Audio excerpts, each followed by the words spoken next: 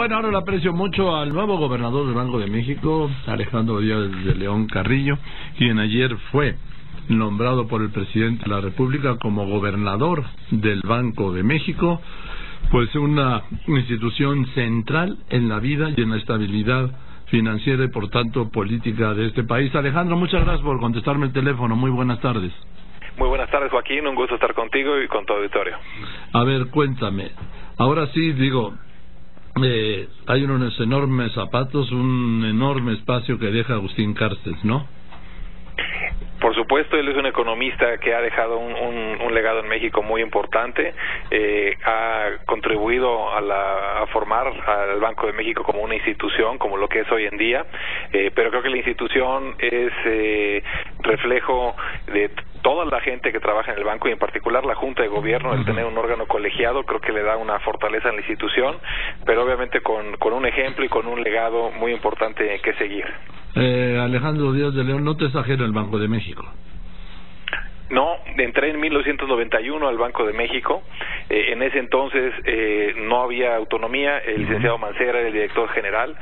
Me tocó precisamente el conocer el tránsito del banco sin autonomía al banco con autonomía, con la Junta de Gobierno, conocer e interactuar con la Junta original de Gobierno, en fin, muchos años de estar ligado al banco. Es de 91 a 2007, ¿no?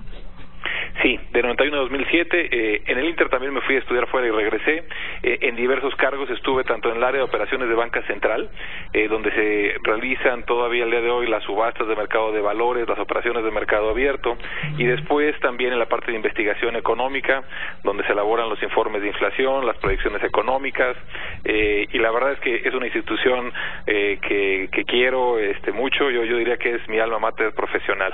Sí, sin duda. También pasaste por Hacienda. Sí, estuve casi 5 años en crédito público, encargado de la emisión de deuda interna, externa, coberturas petroleras y digamos que muy en contacto con los mercados financieros. Y después de crédito público estuve un poquito más de un año, como director general de Bancomext. O sea, bien, ya no te tuvo que aprobar el Senado porque ya te había aprobado como subgobernador, ¿no? En enero. Exacto, justo por estas fechas el año pasado fue la ratificación del Senado para el cargo como subgobernador. En ese entonces empecé en enero en el encargo de subgobernador, y ya habiendo tenido la ratificación del Senado para ser miembro de la Junta de Gobierno, ya no es necesario repetir el proceso conforme a la ley del banco. Bien, ahora, ¿qué es lo que más te preocupa? El tema de la inflación está pues mucho más arriba de lo proyectado y de lo deseado, ¿no? Por supuesto, nuestro principal mandato es mantener una inflación baja y estable. Ese es el corazón de la razón de ser del banco y de su autonomía constitucional. Este año ha sido un año muy complejo, un año que hemos enfrentado choques importantes en materia de inflación. Hemos tomado acciones de política monetaria para reencauzar la inflación y estamos previendo que tenga una trayectoria descendente y que converja gradualmente a la meta de 3% hacia finales del año entrante. ¿Crees que es alcanzable? Es una meta que consideramos que se puede alcanzar. Estamos conscientes de que enfrentamos factores de riesgo todavía importantes y que pueden afectar esa trayectoria de reducción en la inflación, y en ese caso pues estamos muy atentos para que nuestras acciones contribuyan a llegar a esta meta de 3% a este ritmo. Sí, porque los elementos de volatilidad pues parece que están alineados todos, ¿no? Casi en una tormenta perfecta. El proyecto fiscal de Trump, la renegociación del TLC, la disminución, aunque haya aumentado el precio del petróleo, la disminución de la producción petrolera, las campañas y el proceso electoral, en fin, son puros elementos que como llaman a los mercados no les gustan, ¿sí?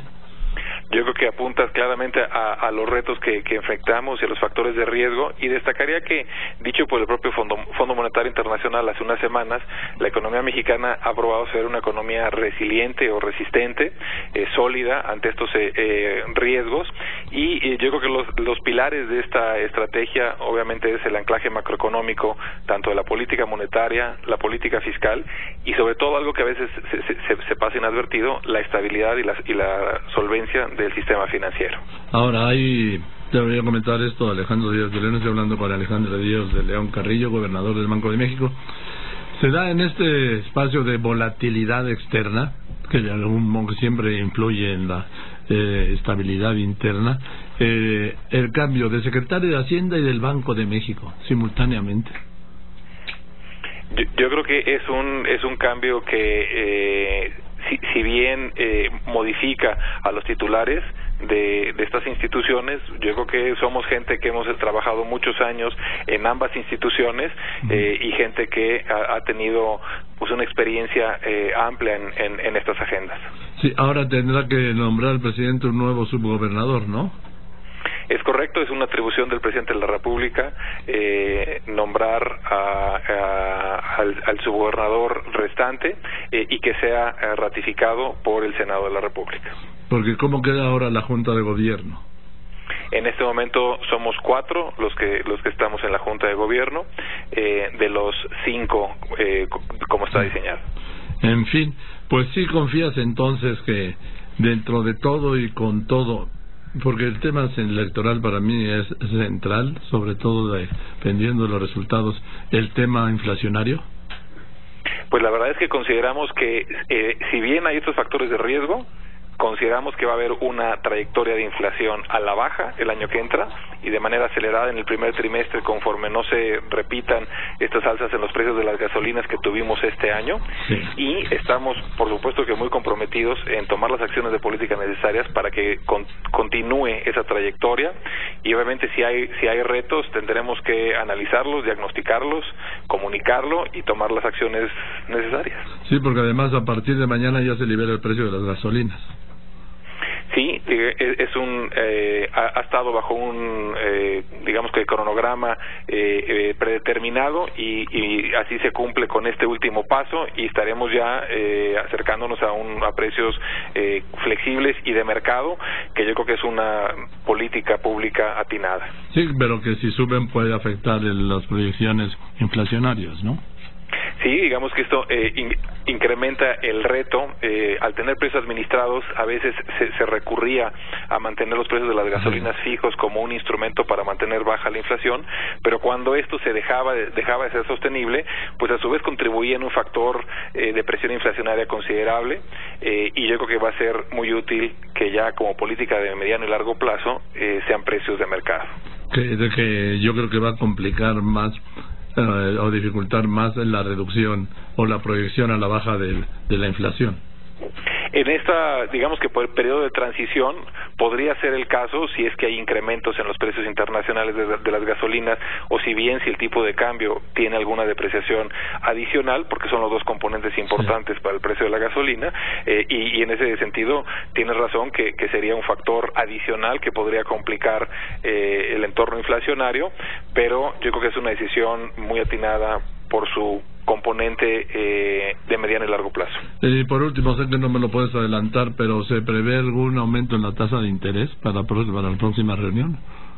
Hemos tratado, y sobre todo por ese entorno de todos estos factores de riesgo que comentábamos e incertidumbre, pues la verdad es que tenemos que estar muy atentos a la información más reciente de inflación, al comportamiento del traspaso de la depresión del tipo de cambio a la inflación, y muchas variables que la verdad es que las consideramos hasta el momento de la decisión, y por lo mismo hemos tratado de no dar una proyección precisa de qué va a pasar con las tasas de interés, y haremos la evaluación correspondiente y tomaremos la decisión el 14 de diciembre, que será la última decisión de este año. Porque ya está adelantando el próximo presidente de la Fed que va a tomar pues como que va a haber un ajuste, un cambio en la política de la Fed por el incremento en el empleo en Estados Unidos, de alza en las tasas.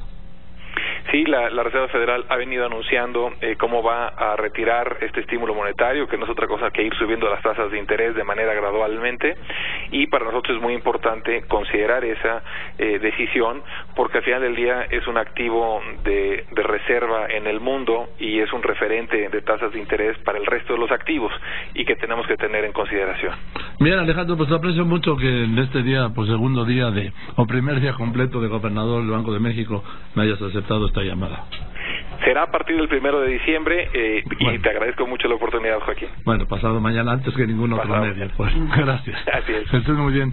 El licenciado Alejandro Díaz de León, gobernador del Banco de México, ¿por qué a partir de pasado mañana? Porque la gestión de Cárcel termina, adelantada el 30, o sea, mañana 30 de noviembre.